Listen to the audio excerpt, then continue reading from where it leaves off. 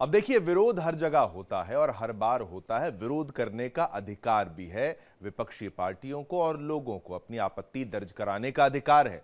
विरोध अगर हो मगर तो उसमें किसी धर्म या किसी की मान्यता की खात्मे की बात करना, जंजीरों को उसकी तोड़ने की बात करने की अनुमति क्या किसी को होनी चाहिए? और किसके अंत की बात की गई? सनातन की। सनातन का अर्थ है शाश्वत, चिरंतन या सदा बने रहने वाला। इसका अर्थ है जिसका ना आदि है और ना अंत, जो हमेशा है और हमेशा रहेगा। यानी सनातन का अर्थ है शाश्वत, चिरंतन, सदा बना रहने वाला, अनादि अनंत। ये शब्द सनातन धर्म से जुड़ा है, जिसे हिंदू धर्म का प्राचीन नाम माना जाता है। सनातन धर्म एक शाश्वत धर्म भी कहा जाता है, जिसका अर्थ है कि एक ऐसा धर्म है जो हमेशा से है, हमेशा रहने वाला है। अब इसको लेकर क्या विवाद है, मैं आपको बताऊंगा। नमस्कार, मैं हूं आपके साथ शिवम दत्त मेहता। इसी पर चर्चा करेंगे, इसी मुद्दे को विस्तार से आपको समझाएंगे। दरअसल साउथ के सुपरस्टार और मक्कल निधि मय्यम MNM के अध्यक्ष कमल हासन ने, आप सोच लीजिए, सनातन विचारधारा पे एक ऐसा बयान दे दिया है जिससे एक बार फिर देश की राजनीति में उबाल आ गया है।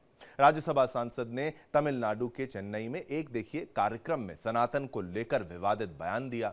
कमल हासन ने सनातन विचारधारा को जंजीर बता दिया। उन्होंने कहा कि शिक्षा ही एकमात्र हथियार है जिसके जरिए तानाशाही और सनातन की जंजीरों को तोड़ा जा सकता है। तोड़ेंगे, खत्म करेंगे, क्या मतलब है? केवल शिक्षा को ही अपने हाथ में ले लें। शिक्षा सिर्फ एक हथियार नहीं बल्कि वे एक औजार है जिससे देश को नया आकार दिया जा सकता है, ये भी कहा। राज्यसभा सांसद कमल हासन ने इस मौके पर नौजवानों को शिक्षा की ताकत को अपनाने की नसीहत दी है, लेकिन ऐसा करते हुए वो सनातन के खिलाफ बोलने लग गए। कमल हासन के इस बयान को तमिलनाडु में नीट परीक्षा के खिलाफ लंबे समय से चल रहे विरोध से जोड़कर देखा जा रहा है। कमल हासन ने शिक्षा के क्षेत्र में आने वाली रुकावटों का जिक्र किया और नीट के लागू होने को एक बड़ी बाधा बताया। उन्होंने कहा कि 2017 से नीट के कारण कई होनहार स्टूडेंट के मौके छिन गए हैं। कमल हासन पहले भी सनातन पर टिप्पणी कर चुके हैं और उन्होंने इसे पेरियार की विचारधारा से जोड़ते हुए कहा था कि यह विचारधारा सामाजिक असमानता को बढ़ावा देती है। और अब एक बार फिर ऐसे आदमी की तरफ से सनातन पर टिप्पणी आई है जिसे लाखों लोग फॉलो करते हैं।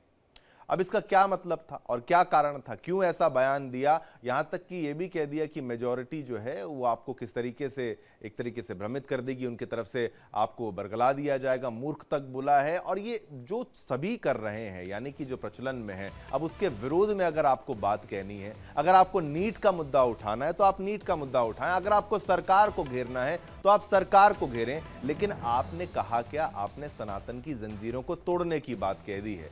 अब उन्होंने कहा है कि शिक्षा ही एकमात्र हथियार है जो तानाशाही और सनातन जैसी जंजीरों को तोड़ सकती है। अपने हाथ में कुछ और मत लो, सिर्फ शिक्षा लो, इसके बिना हम जीत नहीं सकते। इसलिए हमें शिक्षा का मजबूती से उसको थामे रखना चाहिए। नादान लोग आपको नीचे ला सकते हैं, लेकिन शिक्षा की ताकत कभी हार नहीं मानती।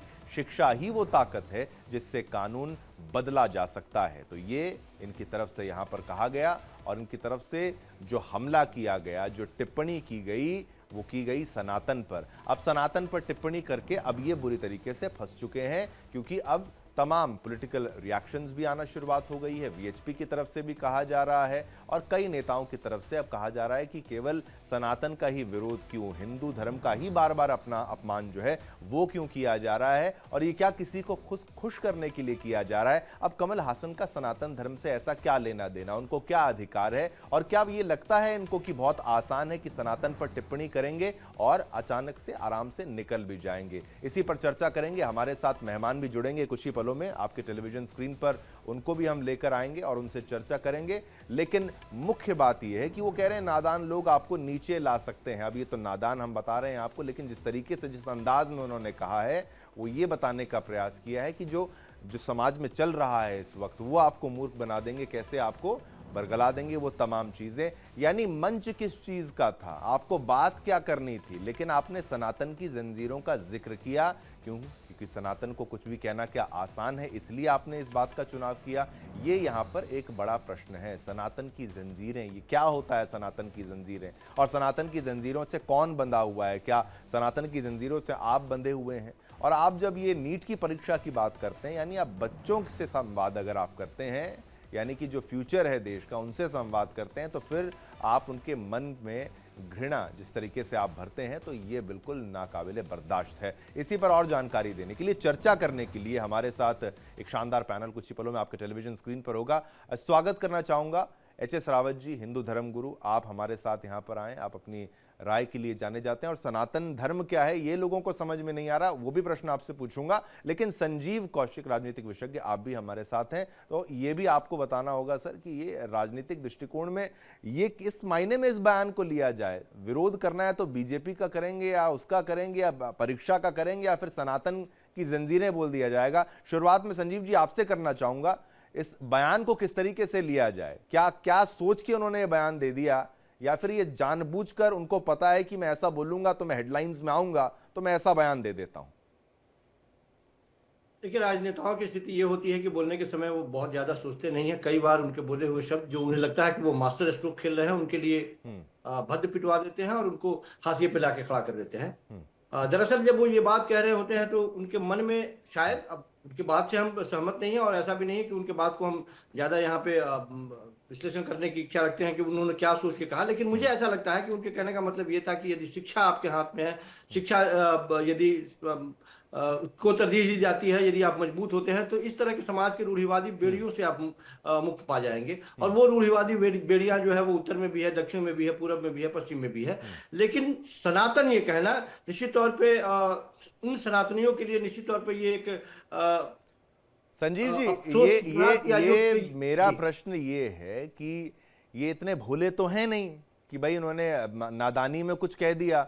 मन के अंदर जो चल रहा था वो उन्होंने बयान किया है। उनको पता है कि मैं अगर कुछ अग्रेसिव कहूंगा तो लोगों का मुझे अटेंशन मिलेगा, उनको आकर्षित होंगे मेरे बयान की तरफ से। और उन्होंने सनातन की जंजीरों का जब टिप्पणी यहां पर करी तो उनको पता था कि इसका असर बहुत दूर होगा। अब अगर आप डीएमके की राजनीति को देख लें तो वहां पर भी सनातन विरोधी टिप्पणी, अब डेंगू मलेरिया कहने वाले भी हैं, सनातन के विरोध में इतने बयान वहां पर आ गए हैं। लेकिन ये क्या लोग, वहां के जो लोग इसको सुनते हैं, क्या उनको बरगलाने, उनको भड़काने के प्रयास में इसको के रूप में ना देखा जाए? यानी कि तोड़ने वाली राजनीति अगर ये प्रचलन में रही तो कभी भाषा का विवाद रहेगा और उसके बाद अब तो मजहब का विवाद तो पहले से था, अब इसको फिर से इसमें चिंगारी लगाना, आग लगाने का प्रयास किया जाना, ये किसको खुश करना चाहते हैं कमल हासन सर? ये एक प्रश्न है। नहीं, मैंने कहा कि यदि वो सामान्य व्यक्ति होते तो उनके बातों को इतना तरजीह नहीं दिया जाता और उस पर चर्चा भी नहीं होती। उन्होंने एक लाइन यही नहीं कहा है, और भी लाइन कहा है कि शिक्षा वो हथियार है जिससे आप कानून बदल सकते हैं, बेड़ियों को तोड़ सकते हैं, आप आगे बढ़ सकते हैं, आप उस तरह के कुटिल और जटिलताओं में नहीं उलझ सकते हैं, उस तरह से आपको बरगलाया नहीं जा सकता है। आजकल के वक्त में हम देखते हैं कि गिने चुने लोग हैं जो सनातन को सही ढंग से परिभाषित कर पाते हैं और लोगों के बीच में रख पाते हैं। अधिकांश लोग सनातन की परिभाषा अलग तरीके से, जिस तरह से टीवी चैनलों पर देखते हैं, सोशल मीडिया पर देखते हैं, बाढ़ आई हुई है जिसको पता ही नहीं है कि सनातन क्या है। 5 देवताओं के नाम पूछे जाए तो वो नहीं बता पाएंगे। तो ऐसे लोगों के आने से एक भ्रम की स्थिति पैदा तो हुई ही है, कहने में कोई गुरेज नहीं है। उनका पूरा स्टेटमेंट जब आप देखेंगे तो उसमें एक लाइन ये जो उसने सनातन जो उसमें ऐड हुआ है, निश्चित तौर पे उसकी वजह से उनको हाशिए पे रखा जा रहा है या उनको जवाब देने की नौबत आ रही है। लेकिन पूरा लाइन जो उन्होंने कहा है वो निश्चित तौर पे शिक्षा को ध्यान में रखते हुए उसको आगे बढ़ाने का उन्होंने प्रयास किया है। यानी कि बयान ये भी तो हो सकता था कि आप ये नीट की जंजीरें या उसकी जंजीरें या शिक्षा में जो सिस्टम चल रहा है वहां पर अगर उसमें कुछ पॉलिटिक्स है तो उसकी जंजीरें तोड़ें। लेकिन सनातन बहुत समझदार व्यक्ति हैं, इनको पता है मैं क्या कह रहा हूं।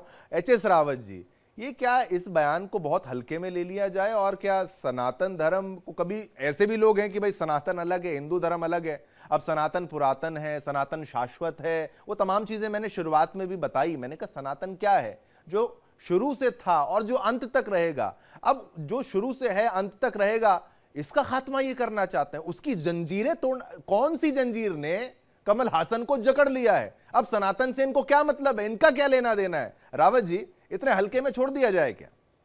देखिए, ऐसा है, जो मानसिकता इनकी पार्टी की होती है वही इनकी मानसिकता होती है। ये सनातन धर्म के बारे में कभी इन्होंने सोचा नहीं, हिंदू धर्म के बारे में कभी सोचा नहीं, कभी मंदिर जाते नहीं, तो इनको सनातन के बारे में पता क्या है? इन्होंने वो बयान दिया कि शिक्षा हो जाएगी तो सनातन की जंजीरें टूट जाएंगी। इस मूर्ख आदमी से ये पूछा जाए कि अगर आदमी पढ़ जाएगा तो सनातन का हो जाएगा, वो अनपढ़ ही हैं कि जो बिना पढ़े लिखे लोगों की बातों में आकर के जाहिलपन लेकर के बैठे हुए हैं। अगर आदमी शिक्षित हो जाए तो बाकी के धर्मों को छोड़ देगा और सनातन में आ जाएगा। वो उसको पता है कि सनातन अनादिकाल है, उसको पता है कि सनातन धर्म है क्या, सनातन की उत्पत्ति हुई कैसे, और सनातन का उद्देश्य क्या होता है। भगवान की उस बनाई हुई हर चीज को, प्रकृति की हर चीज को संभाल के रखना सनातन है। सनातन अनादि है। सनातन जब से सृष्टि की उत्पत्ति होती है, ब्रह्मांड की उत्पत्ति होती है, तब से सनातन है। सनातन जानकारी देता है ग्रहों की, सूर्य क्या है, चंद्रमा क्या है। सनातन जानकारी देता है आपको कि देवी देवता हैं क्या। सनातन जानकारी देता है पुनर्जन्म का सिद्धांत क्या है। सनातन देता है कि मोक्ष कैसे प्राप्त कर सकते हो। इन चीजों के तो शब्द इनके कानों में कभी पड़े नहीं। जब पड़े होते तो इस प्रकार की जाहिलपने की बात ही ना करते। यानी जो व्यक्ति का अपना खुद का चरित्र कभी ठीक न रहा हो और वो सनातन पे लेक्चर देने बैठ जाए, तो मुझे लगता है इससे बड़ा हास्यास्पद बात नहीं रावत जी, एक बात तो ये भी समझ लीजिए, केवल सनातन ही मिलता है क्या सबको ज्ञान देने के लिए? जो सनातन की बात यह है कि भाई आप सनातन का मतलब ही ज्ञान है, और इतना ये कोई एक छोटा सा शब्द नहीं है जिसको एक आम व्यक्ति आके कुछ बता दे कि भाई ये सनातन की जंजीरें। अरे भाई तुम ये तो बताओ सनातन का अर्थ तुम्हें पता है क्या, वो है क्या नहीं है? अब बातें ऐसी ऐसी करते हैं और फिर अपनी पार्टी को चलाने के लिए, मैं यहां तक समझता हूं कि ये क्या कुछ वोटर्स को खुश करने के लिए, उनको लुभाने के लिए ये प्रयास किया जाता है। और देश की जनता, वो चाहे किसी भी मजहब की हो, किसी भी धर्म की क्यों ना हो, वो ऐसी बातों को एंटरटेन नहीं करना चाहती। वो समझती है कि ये ऐसे लोग ज्यादा परेशान करते हैं, मूर्ख बनाते हैं, ये ज्यादा एक तरीके से नुकसान पहुंचा सकते हैं हमारे जो फैब्रिक है, जो सेक्युलर फैब्रिक है उसको। सर रावत जी देखिए शिवम जी, ये कोई नेता एक खानदानी तो है नहीं। ये तो नाचने गाने वाले व्यक्ति हैं, और नाचने गाने वाले व्यक्ति का क्या धर्म से कोई लेना देना होता है। ये तो जैसा कोई बोलेगा कलाकार, वैसे ही अपनी कमर हिलाने वाले व्यक्ति हैं। इनको सनातन के बारे में कुछ नॉलेज ही नहीं है।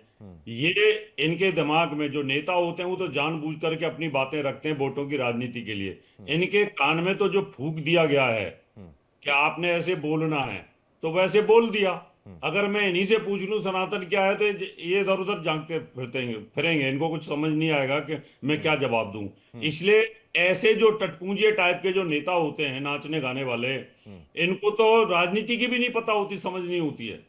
पार्लियामेंट में आ जाते हैं। ये दुर्भाग्य देश का कि ऐसे लोगों को पार्लियामेंट में भेजा जाता है, ऐसे नेताओं को, नाचने गाने वालों को, जो कभी जिंदगी में क्वेश्चन उठा नहीं पाते और सीट को खराब करके रखते हैं और उल्टी सीधी बयानात देते हैं, जिससे नुकसान होता है सनातन का। अगर इस सनातन के बारे में, क्योंकि आसान है ना बोलना, अगर इनकी सर तन से जुदा के नारे लगा दिए जाते, चार रैप्टे इनके मुंह पे पड़ जाते, ठीक, तो कभी जिंदगी में नहीं बोलते। मैं ये संजीव कौशिक जी, मैं ये कह रहा हूं कि विरोध अगर करना है तो वो पॉलिटिकल पार्टी का होना चाहिए। विरोध अगर करना है किसी व्यक्ति का, आप करें।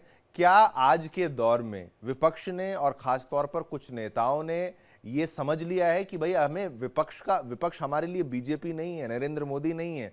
उसी की आड़ में बीजेपी करते करते वो सनातन और हिंदू का अपमान करना उन्होंने शुरुआत कर दिया, और उनको पता है कि ये ज्यादा हमारे लिए कार्य करेगा।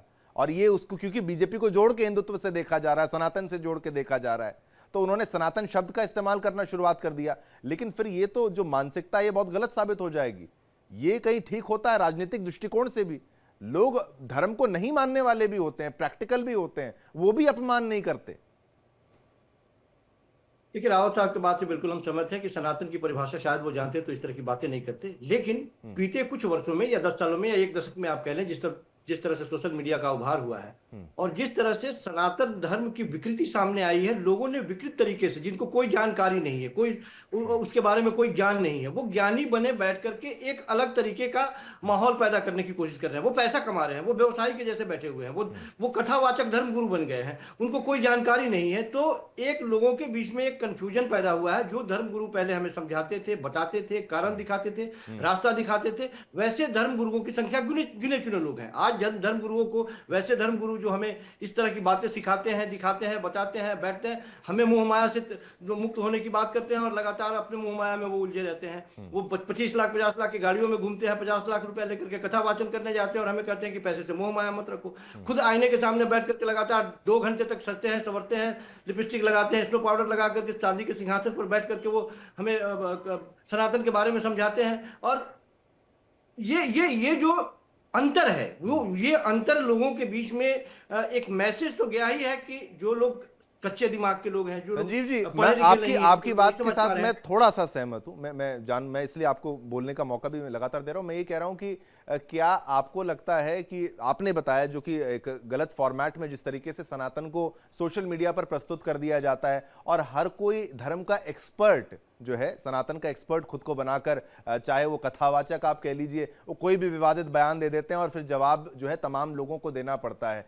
क्या सनातन भी एक तरीके से, जिस तरीके से ऑर्गेनाइज स्ट्रक्चर है बाकी मजहबों में है, अगर आप देखें तो बिशप होता है, प्रीस्ट होता है, कार्डिनल होते हैं, इस तरीके से पूरा होता है। हमारे में भी तो शंकराचार्य जी हैं, माननीय शंकराचार्य जी, इस तरीके से जो उपाधियां हैं, क्या उन्हीं की तरफ से दिया हुआ ज्ञान उसी उसी को स्वीकार किया जाए?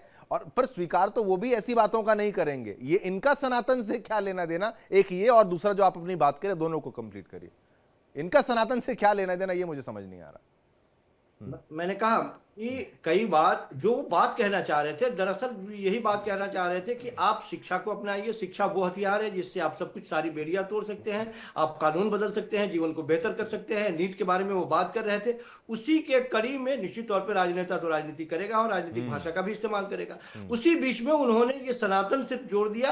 अब संभव है कि इससे उनको उनका वोट बैंक मजबूत होता हुआ दिखाई दे रहा हो, लेकिन लोगों के बीच में यह मैसेज तो गया है कि आपके पास सनातन के बारे में कोई जानकारी नहीं है। यदि आपके पास जानकारी होती सनातन के बारे में तो इस तरह की बातें नहीं करते। सनातन ऑलरेडी लोगों को जोड़ता है। सनातन और जीवन की एक पद्धति है, लोगों का प्राण वायु है हिंदुओं के लिए। तो जो इस चीज को समझता है उसके लिए उनकी बातों का कोई मायने नहीं है। लेकिन एक बात तो तय है कि मैंने जैसा कि कहा कि उनकी कोशिश यही थी कि वो मैसेज जो देना चाह रहे थे, वो मैसेज उस वर्ग को देना चाह रहे थे कि इस तरह के रूढ़िवादी विचार या वैसे लोग जो लोग खुद जानकार नहीं है, नहीं, आपको मतलब एक ट्रैप में फंसा संजीव रहे जी, हैं। इस बात से मैं सहमत नहीं हूं। आपकी 10 बातों से मैं सहमत हूं, इस बात से मैं सहमत नहीं हो पा रहा हूं। रूढ़िवादी विचारधारा सनातन भी बहुत इवॉल्व किया है। रावत जी, एक इनकी तरफ से जो टिप्पणी की गई है कि भाई कोई भी धर्मगुरु बन जाता है, इन द सेंस वो कि भाई कथावाचक के तौर पर वो अपनी टिप्पणी जिस तरीके से दिया जाता है, हमारे पास जो है पूरा स्ट्रक्चर हमारे पास भी है।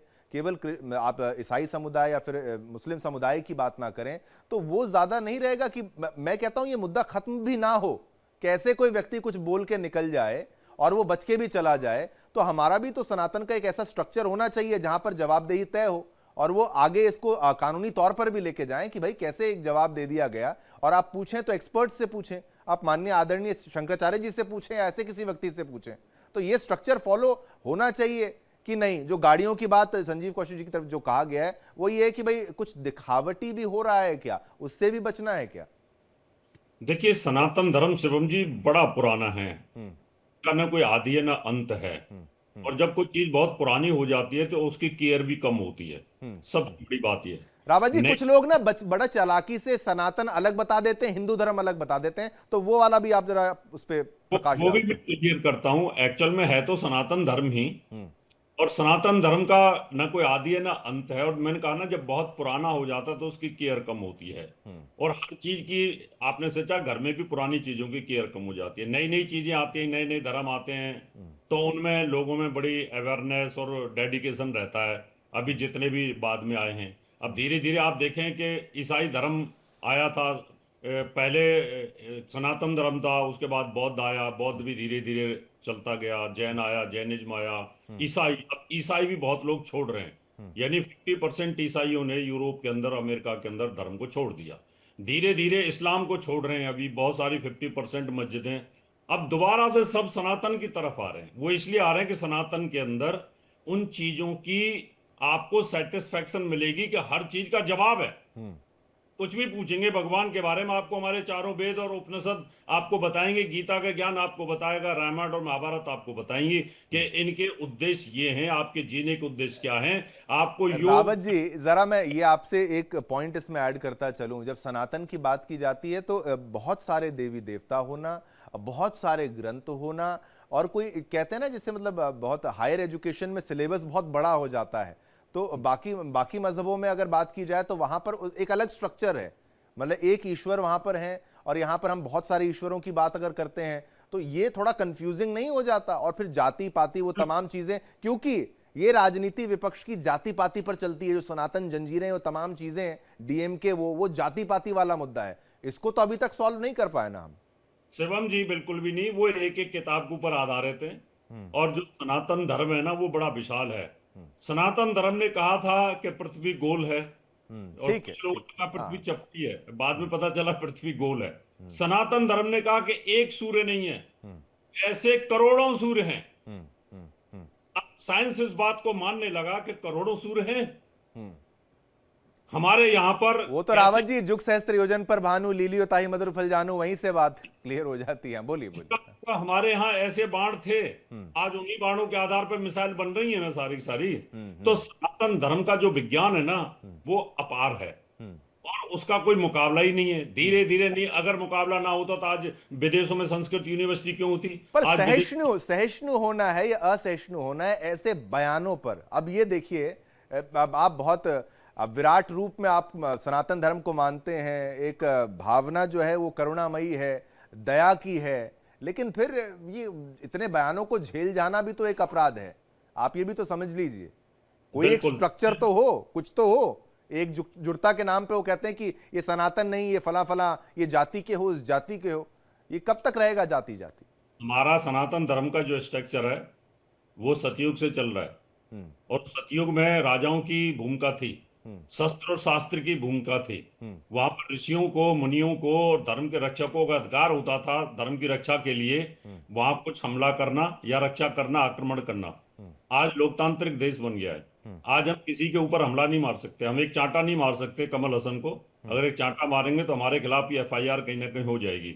लेकिन कुछ धर्म इतने कट्टर हैं, उनके बादशाह कट्टर हैं, उनकी डिक्टेटरशिप कट्टर है, वो इस प्रकार को दंड देने में सक्षम है। इसलिए वहां का सर तन से जुदा, चोरी के बदले हाथ काट देना। जब इस प्रकार की कट्टरता होती है तो ऐसे लोगों की अगर इस प्रकार की बात की होती उनके धर्म के खिलाफ तो इनकी जीभ काट दी होती। लेकिन अभी क्या है, हिंदुस्तान में सनातन धर्म के खिलाफ इतना लचीलापन कानून है कि आप कुछ बोल नहीं सकते। शंकराचार्य हैं, उनके अपने अपने अधिकार हैं, वो भी FIR करवाएं, कोई कर दे तो ठीक है, सरकार ना करे तो भी कोई फर्क नहीं पड़ेगा। तो इसलिए सनातन धर्म को बचाने के लिए सनातन बोर्ड की आवश्यकता है। जैसे पर्सनल लॉ बोर्ड है, सनातन धर्म के अंदर कुछ ऐसे कानून बनाए जाएं कि जिससे कि ईश निंदा जैसे सख्त कानून हो और उसका अधिकार सनातन धर्म के हमारे अखाड़ों के पास आ जाए। और शंकराचार्य मैं कहता हूं कि ये बात वहां तक आए तो इसके बाद बाकी जो उन्नति, तरक्की, वो तमाम जो डिबेट्स हैं उस पर भी चर्चा की जाए और सनातन का मुद्दा जो है वो मजबूत रहे, उस पर या छेड़ना कुछ ना बनता हो। आज संजीव जी, आपसे मेरा ये प्रश्न रहेगा, देखिए जिस तरीके से सनातन धर्म के ऊपर ये जो टिप्पणी की गई है, अब बीजेपी के लीडर हैं तमिलिसाई सौंदरराजन, उन्होंने जो कमल हासन है वो DMK को लेकर ज्यादा थैंकफुल हैं अपने अपने अपने काडरों को छोड़कर। ये पहले लैंग्वेज का इशू जिस तरीके से उठाया जाता है, अब वो देखिए वहां पर किस तरीके से स्टेट्स में बांटने का प्रयास किया जा रहा है। अब रिलीजन का इशू क्रिएट किया जा रहा है कि भाई ये एक भेद आ जाए, एक डिवीजन आ जाए रिलीजन के आधार पर। और मतलब ये कह रहे हैं कि आप क्यों बात कर रहे हैं सनातन की, जो मैं कह रहा हूं, तो फिर वो अगर इस तरीके से बात करेंगे तो DMK, स्टालिन, ये तमाम लोग जो खुश होते हैं, तो ये अगर ऐसे देखा जाए तो फिर इसको इंडी गठबंधन, वो तमाम दल जो हैं, अब उनसे भी जोड़ के पहले देखा जाता, DMK कोई स्टेटमेंट देता था तो पूरी इंडी गठबंधन को घेरा जाता था। तो विपक्ष की राजनीति में कब ऐसा कोई बदलाव आए कि वो कहे नहीं ये हमारी विचारधारा नहीं जिस तरीके से प्रस्तुत किया जा रहा है, या फिर वाकई ऐसा है? संजीव जी, ये कहने में कोई गुरेज नहीं है कि देश में एक ऐसी सरकार है जो बहुसंख्यक की राजनीति करती है और बहुसंख्यक हिंदू है, यहाँ पे कहने में कोई गुरेज। हाँ ठीक, वो बहुसंख्यक की राजनीति इस तरह की राजनीति करती है कि धार्मिक ध्रुवीकरण के आधार पर बहुत ही शानदार तरीके से न केवल केंद्र में तीसरी बार सत्ता में आई है, बल्कि हिंदुस्तान के अलग अलग स्टेट में भी बड़ी मजबूती से वो कदम बढ़ा। संजीव जी, ध्रुवीकरण दोनों तरफ है कि नहीं? मतलब ये ध्रुवीकरण, मैं उसी पे आ रहा हूं। अब नेता से अभिनेता बने कमल हसन के दिमाग में ये बात है कि भारतीय जनता पार्टी जब कभी भी हिंदुत्व की राजनीति करनी होती है, वोटों की फसल काटनी होती है, तो वो धर्म और धार्मिक या हिंदुत्व का वो अम्ब्रेला खोल देता है, जिसके अंदर सारे दलित, आदिवासी, उच्च नीच, अगड़े पिछड़े सारे उस अम्ब्रेला के नीचे आ जाते हैं। अब विपक्षी पार्टियों का, ये कमल हासन के दिमाग में यही बात चल रही है कि जिस अम्ब्रेला के नीचे ये सारे लोग जो हिंदुत्व के छाते के नीचे आ जाते हैं, उसमें से अलग अलग, ये बात बिल्कुल सही है, कहने में कोई गुरेज नहीं कि बहुत सारे ऐसे मंदिर हैं जहां पे दलितों का प्रवेश वर्जित है, कहीं महिलाओं का प्रवेश वर्जित है, उनके साथ समान व्यवहार नहीं है। तो वो यही कहना चाह रहे हैं कि जो दलित है, जो इसके विरोध में है, उसको वो शिक्षा का हथियार बना करके चाहते हैं कि इस तरह के राजनीतिक ट्रैप से बाहर निकल करके, बेड़ियों से मुक्त होकर के वो अपने तरफ उनको खींचने का प्रयास कर रहे हैं। उनकी कोशिश, जो भेद आप कह रहे हैं जाति का, ये मुसलमानों के भी अंदर पाया जाता है, जिस तरीके से धर्मगुरु हिंदू बताते लगाते हैं कि उनमें भी ऐसा नहीं कि समानता पूर्णता देखी जाए। ईसाइयों पर भी ये आरोप लगाते हैं कि जिस तरीके से उनमें भी पूर्णता समानता नहीं है, अलग अलग उसमें सेक्शंस हैं, सब कुछ है, उनमें भी भेद है। लेकिन जिस तरीके से इसको ज्यादा बढ़ा चढ़ाकर ग्लोरीफाई करके या फिर उसको नीचा दिखाते हुए हिंदू धर्म में ही ज्यादा जो डिविजन्स को दिखाया जाता है, उसको प्रमोट किया जाता है, वो क्या ये एक प्रोपेगेंडा ना माना जाए? इसको तो क्या माना जाए? फिर बात हो तो सभी के भेद की, फिर तो बीजेपी ठीक आई ना करे पासमानदा मुसलमानों के साथ क्या हो रहा है, तो भेद तो वहां पर भी है, पर वो जातिवादी वहां पर बात नहीं आती। ये तो बड़ी चालाकी हुई ना साहब।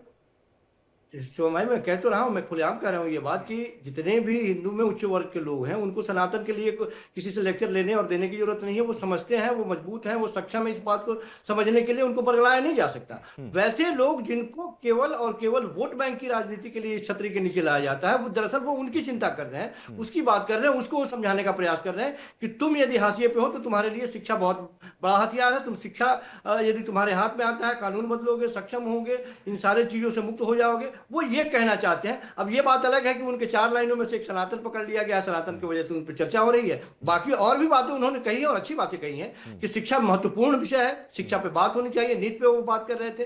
तो ये उस बीच में अब चूंकि राजनेता है तो राजनीति की बात तो वो करेंगे ही। कोई और तरीका भी हो सकता था। मुख्य मुद्दा तो मुझे लगता है कहां चला गया, मुख्य मुद्दा लोगों को पता ही नहीं होगा, नीट के ऊपर बात कर रहे हैं, ये कारण है जो हाईलाइट होती है बात, वो ये स्थिति। मुख्य मुद्दा तो उनका दब गया, मुख्य मुद्दा तो वो शायद समझा भी नहीं पाए। रावत साहब बिल्कुल सही कह रहे हैं कि जो लोग इस तरह से कलाकार लोग होते हैं तो वो केवल अपने टीआरपी या पॉपुलैरिटी की वजह से वोट, लोगों का वोट तो पा जाते हैं, लेकिन सचमुच में उन्हें आदत होती है लिखा हुआ स्क्रिप्ट पढ़ने की। उन्हें जो स्क्रिप्ट मिलता है वो लिखते हैं। फाइनल कमेंट का समय है संजीव जी, 10 सेकंड। रावत जी आपको फिर इसको क्लोज करना है। बिल्कुल रावत जी। हाँ, देखिए, मैं तो ऐसे लोगों का विरोध करता हूं। पार्लियामेंट में सीटों का घेराव नहीं होना चाहिए। जो व्यक्ति समाज के अंदर बुद्धिजीवी वर्ग के लोग हैं, जो देश का भला कर सकते हैं, इतिहास का भला कर सकते हैं, उन लोगों को पार्लियामेंट में लेके आना चाहिए।